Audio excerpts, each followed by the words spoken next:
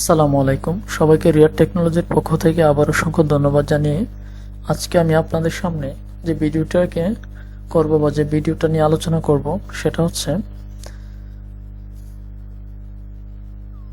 গণপ্রজাতন্ত্রী বাংলাদেশ সরকার পরিচালকের কার্যালয় কুর্মিটোলা জেনারেল হাসপাতাল।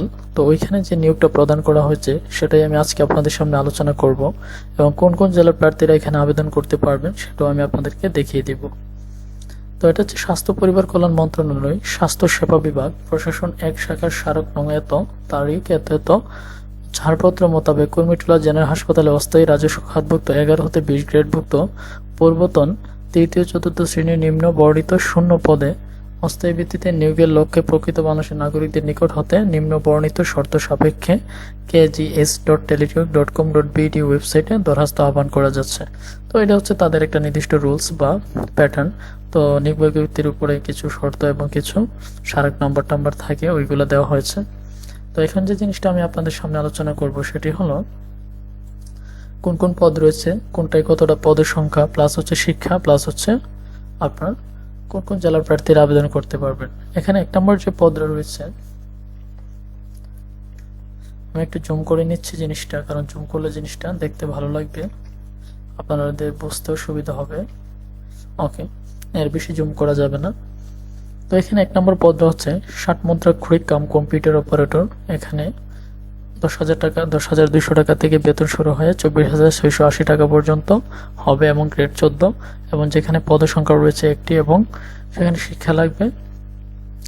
এখানে আপনাকে অনার্স কমপ্লিট করা থাকতে হবে, কম্পিউটার চালনায় দক্ষতা থাকতে হবে এবং সেখানে ৬০ লিপিতে পার মিনিটে আপনাকে ৭০টা শব্দ বাংলায়, ইংরেজিতে এবং ৪৫টা শব্দ বাংলায়, কম্পিউটার মধ্যাক্ষরে পার মিনিটে ইংরেজিতে ৩০, বাংলায় ২৫ শব্দের গতি সম্পন্ন হতে হবে। তো এখানে কোন সব জেলার প্রার্থীরা আবেদন করতে পারবেন আমার জানা এখানে দেওয়া হয়েছে যে মানিকগঞ্জ, নারায়ণগঞ্জ, রাজবাড়ী, টাঙ্গাইল, ময়মনসিংহ, জামালপুর, ব্রাহ্মণবাড়িয়া, চাঁদপুর, কুমিল্লা, জয়পুরহাট, পাবনা, সিরাজগঞ্জ, নওগাঁ, নাটোর, কুড়িগ্রাম, নীলফামারী, সাতক্ষীরা, কুষ্টিয়া, বরিশাল জেলা ব্যতীত অন্যান্য সকল জেলার প্রার্থীরা আবেদন করতে পারবেন। তবে সকল জেলার প্রতিবন্ধী ও এতিম প্রার্থীগণ আবেদন করতে পারবেন। তো ৬০ মুদ্রাক্ষরী আপনারা দেখলেন এখানে কোন কোন জেলারা পারবে না। এখানে যে সমস্ত জেলা দেওয়া আছে তারা পারবে না, শুধুমাত্র যে সমস্ত এগুলো ব্যতীত যে সমস্ত জেলা রয়েছে তারাই আবেদন করতে পারবেন। তারপর ২ নম্বর যেটা রয়েছে ডাটা এন্ট্রি অপারেটর, এখানে পদের সংখ্যা হচ্ছে একটি এবং ১০,২০০ থেকে বেতন শুরু হয়ে ২৪,৬৮০ টাকা হবে, গ্রেড ১৪ একটি এখানে পদ। তো যেখানে আপনাকে উচ্চ মাধ্যমিক সার্টিফিকেট পাশ করা থাকতে হবে, কম্পিউটার চালনায় দক্ষতা থাকতে হবে, বাংলা এবং ইংরেজিতে ২০ শব্দের গতিসম্পন্ন থাকতে হবে। তো জেলার ক্ষেত্রে একই জেলা প্রযোজ্য।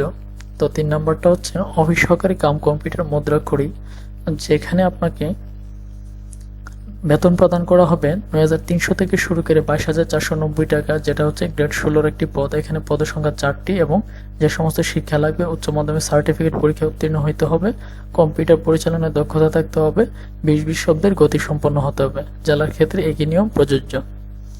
এরপরে রয়েছে ৪ নম্বরটা ইনস্ট্রুমেন্ট কেয়ার টেকার। এখানে বেতন সংখ্যা ধরা হচ্ছে ৯,৩০০ থেকে ২২,৪৯০ টাকা এবং গ্রেড হচ্ছে ১৬ একটি গ্রেড, যেখানে পদের সংখ্যা একটি এবং সেখানে আপনাকে শিক্ষা হিসাবে থাকতে হবে ইলেকট্রিক্যাল বা মেকানিক্যাল ট্রেডে উচ্চ মাধ্যমিক সার্টিফিকেট, ভোকেশনাল পরীক্ষায় উত্তীর্ণ হইতে হবে। আমি একটু তাড়াতাড়ি করতেছি কারণ ভিডিওর অনেক সময় দেখা যায় ডিউরেশন অনেক বড় হয়ে যায়, তো যারা এখানে আছেন তারা দেখতে চান না, তো এজন্য একটু তাড়াহুড়া করা। তো এখানেও এই ক্ষেত্রেও জেলাগুলো একই থাকবে।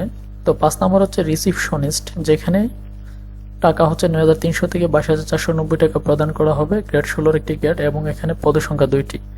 ওকে, আরেকটা বিষয় হচ্ছে এখানে উচ্চ মাধ্যমিক সার্টিফিকেট পাশ করা থাকতে হবে, কম্পিউটার চালনায় দক্ষতা থাকতে হবে, স্ক্যানার, ফ্যাক্স ইত্যাদি চালনায় দক্ষতা থাকতে হবে, অর্থাৎ কম্পিউটার বেসিক নলেজ আপনাকে এখানে রাখতেই হয়।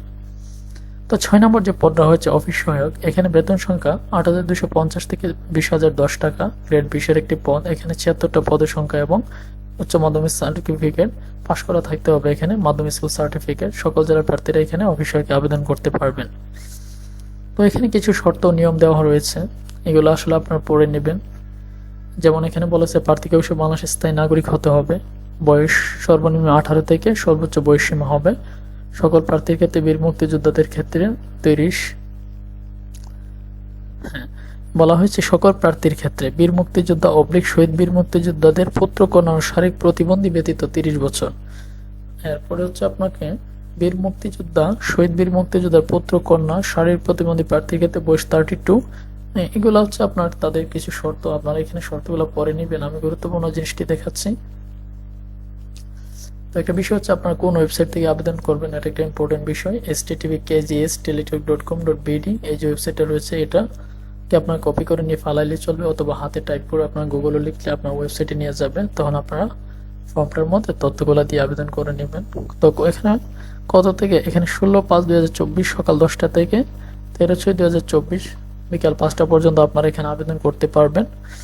তো আবেদন করা 72 ঘন্টার মধ্যে আপনাকে পেমেন্ট করে দিতে হবে, নাহলে আপনার যে আবেদনটা ছিল সেই আবেদনটা বাতিল হয়ে যাবে, এবং আপনাকে 300x300 পিক্সেলের ছবি এবং 300x80 পিক্সেলের স্বাক্ষর নির্ধারণ করে এখানে বসাতে হবে। এরপর হচ্ছে আপনার প্রশ্ন আসতে পারে যে আমি কিভাবে টাকাটা প্রেরণ করব। টাকা প্রেরণের জন্য আপনাকে একটা টেলিটক ফোন নাম্বার নিতে হবে, সেখানে আপনাকে SMS করে তাদের নির্ধারিত নিয়ম আছে, দেখুন এই যে নিয়মটা রয়েছে। প্রথম SMS-টা দিবেন KGS লিখে স্পেস দিয়ে একটা ইউজার আইডি পাবেন, আপনার আবেদনের সাথে একটা ইউজার আইডি দিয়ে দিবে এবং 16322 নাম্বারে SMS করে দিবেন। এরপরে নির্ধারিত নিয়মগুলো আপনারা ফলো করে এখানে পেমেন্টটা করে নিতে পারবেন। তো এটা কিন্তু আপনাদের এখানে গুরুত্বপূর্ণ একটা সার্কুলার, যারা আবেদন করতে চান বা গভর্নমেন্ট চাকরির প্রিপারেশন নিচ্ছেন, চাকরি খুব দরকার, তারা এখান থেকে আবেদন করে নিতে পারবেন, এবং সঠিক প্রিপারেশন এবং সঠিকভাবে আগালে অবশ্যই আপনারা চাকরির ক্ষমতা রাখেন। তো এরকম সার্কুলার এবং নিত্য নতুন ভিডিওগুলা যেগুলো আপনাদের কাজে লাগবে, তো এগুলো আমার এই চ্যানেলে পাবেন, অবশ্যই টেকনোলজি রিলেটেড, কারণ এখানে টেকনোলজি হচ্ছে বর্তমান সময়ের গুরুত্বপূর্ণ একটা জিনিস, যেখানে আপনারা টেকনোলজি না শিখতে পারলে অনেক কিছু আপনারা অর্জন করতে পারবেন না। তো এইভাবেই প্রত্যেকটা সার্কুলার, প্রত্যেকটা আবেদন প্রক্রিয়া, মাইক্রোসফট ওয়ার্ড, এক্সেল, বিভিন্ন বিষয় নিয়ে আমি আলোচনা করব। তো অবশ্যই সাবস্ক্রাইব করে পাশে থাকবেন। সবাইকে আবারও অসংখ্য ধন্যবাদ। তো আশা করি সবাই আবেদন করলে চাকরি ইনশাআল্লাহ পাবেন। তো আবেদন করেন, পড়াশোনা করেন, ভালো থাকেন।